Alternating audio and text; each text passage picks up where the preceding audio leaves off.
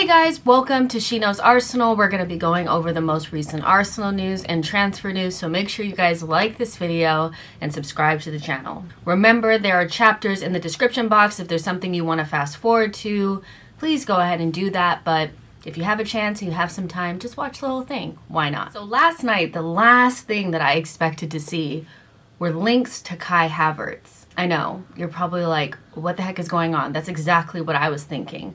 But Arsenal have been linked to Kai Havertz, and he's been linked to Real Madrid as well. His price is said to be around 70 million. That's a lot of money. Since nothing has happened on the club side, but they're kind of sounding out his agents, probably talking about terms and things like that. I know the alarm bells are ringing in your ears. Why on earth would Arsenal be interested in Kai Havertz? I do think that his time in London has maybe not gone the way that Chelsea and he probably hoped, but he's a talented player. Nobody's ready for that conversation. But I think the more important question is, why are Arsenal linked to the likes of Kai Havertz, Dominic Szoboszlai, James Maddison, and Mason Mount? The reason for that is probably because Arsenal want an attacking 8 to replace Granit Xhaka. Now, we've spoken about this several times on, what kind of profile should Arsenal be looking for in the midfield positions. And I know that a lot of Arsenal fans are dead set on Rice and Caicedo, but you have to make sure that there's balance there, and there are different horses for different courses. And I do think that when you want to replace somebody like Granit Xhaka, you need to think about what he offered.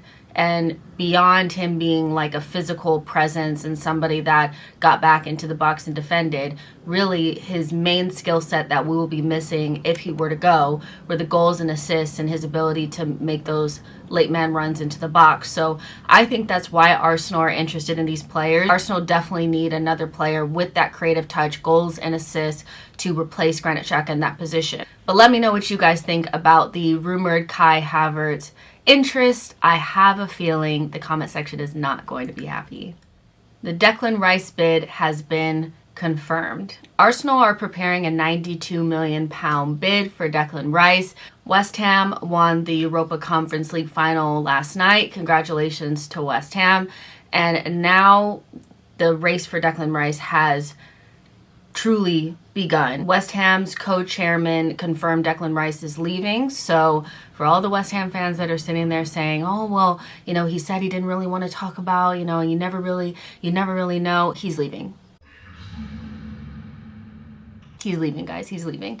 And all the reports today suggest that he's going to Arsenal. I don't know why that makes me so nervous that every single report says that he's coming to Arsenal. Like, that should make me feel good, but it actually makes me feel a little bit worse. It's just a matter of whether or not Arsenal can negotiate the deal quickly. Arsenal tend to be the type of team that will offer a big fee but want to break it down into small payments. But West Ham are keen to get a deal done where it's 3 installments. They want the full fee to them by 2025 because they have some issues with FFP. That's what I'm reading. It's just a matter of whether or not Arsenal can structure the deal in a way that satisfies West Ham. Is Declan Rice worth £100 million? That is the question. Yesterday, after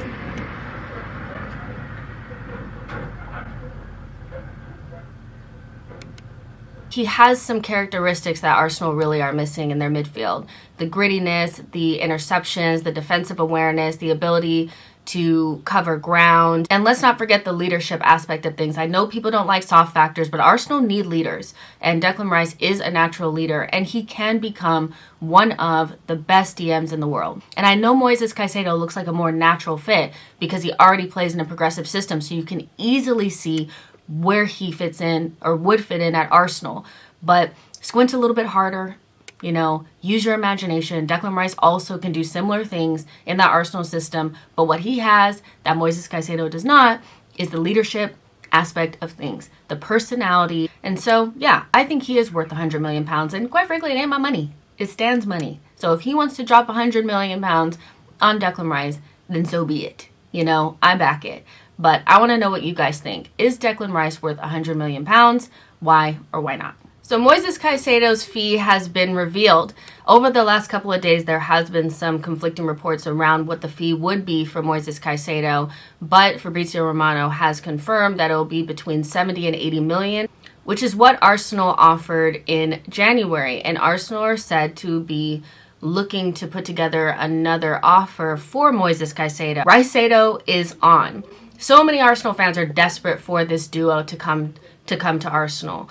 And I can understand why. I think, you know, this season, feeling like when we went to Liverpool, or, you know, we played against Newcastle, we played against different teams that were a little bit more physical. Maybe we got bullied a little bit. You want to bring in two players that have the physicality, the athleticism, the pace, you know, the ability to win those battles in the midfield so we don't lose any duels. Bringing in Rice, Caicedo, and an attacking 8/10 would be a serious overhaul, but it's kind of what Arsenal need. Arsenal need more legs, more physicality, and more options going into next season. And as good as Granit Xhaka and Thomas Partey have been, there is a ceiling to how far those two players can get us, and I think we kind of saw that this season. Having the option to play somebody like Moises Caicedo in the 8 position, or at right back, or at DM, gives you tons of options and makes it a little bit more difficult for the opposition to plan. And if you have an attacking 8, somebody like a James Maddison, or, you know, a Kai Havertz, or Dominic Szoboszlai, somebody like that, you can put him next to Odegaard and play a number 6 and really be able to break down deep blocks. But if you want to bring in somebody like Moises Caicedo, and you already have Thomas Partey, you already have a couple of players that are going to be playing in that deeper holding role in midfield, somebody has to go. And that brings me to our next story. Jorginho is leaving. Sarri wants Jorginho at Lazio, and Arsenal are said to be willing to sanction a move for Jorginho at the same price that Arsenal brought him in January, which was about £12 million. The wages need working on, but Jorginho could be somebody that leaves the Emirates this summer. This is really interesting because I expected him to stay next season and then leave the following summer. And he really grew on me. He's somebody that I think offered something different than Thomas Partey, especially towards the back end of the season. If Arsenal let Granit Xhaka and Jorginho go, isn't that a lot of experience gone just like that? Or is experience overrated when you have enough quality? So an example, if you were to replace Granit Xhaka and Jorginho with, let's say, Xavi Simons and Caicedo, and you were to bring in Rice as well, would that experience not seem a little bit overrated if you overcompensated with quality? That's the question I'm asking you guys. Do you think experience is overrated if you have enough quality in the team? Caitlin Ford signs a new contract at Arsenal. Kim Little, Leah Walty, Frida Monum, Caitlin Ford, Steph Catley all signed new deals at Arsenal. It's a great foundation that Jonas Eidevall is building at Arsenal. I do think the women's team is moving in the right direction. They had a really difficult season with all of the injuries to the likes of Beth Mead and Kim Little and Viviana Miedema, and then later on with Leah Williamson. But I think it says a lot that players that did go through that difficult time still feel like Arsenal is the right place for them, and it feels like home. And Caitlin Ford was one of the players this season that I thought really stepped up in the absence of such big personalities in that front line. Let me know what you think about Caitlin Ford signing a new deal at Arsenal. Alright guys, that's it for the show. Thank you guys so much for tuning in. Make sure you guys like this video, subscribe to the channel, let me know what you thought, and I'll see you guys on the next one.